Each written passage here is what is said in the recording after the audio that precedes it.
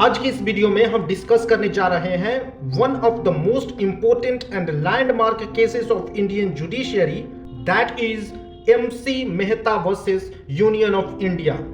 This case is a classic example of absolute liability.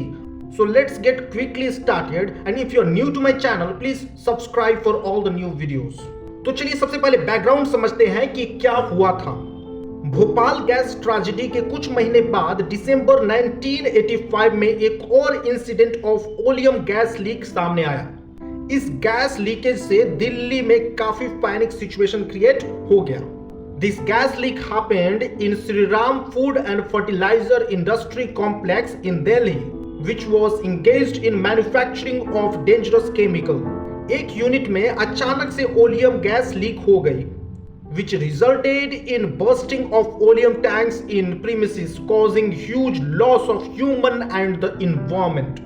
Delhi के district जज ने Shriram industry को ऑर्डर देते हुए मेंशन किया to stop manufacturing hazardous chemical and fertilisers. बिल्कुल इस ऑर्डर के बाद MC Mehta, the famous activist advocate, moved to court and filed a PIL, public interest litigation, under Article 32 to close Shriram Food and Fertilizer Industry in the ground of health hazard. Further, asked the Supreme Court to frame some guidelines for such large enterprises which are engaged in hazardous and dangerous industry.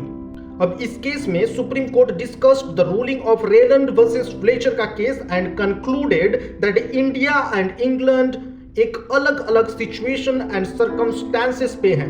India के case की ruling के लिए हम England या किसी भी foreign countries के cases का रेफरेंस नहीं ले सकते हैं, और जो entity hazardous process and dangerous substance manufacture करने के प्रोसेस में है, they are responsible for the health and safety of its workers and the environment.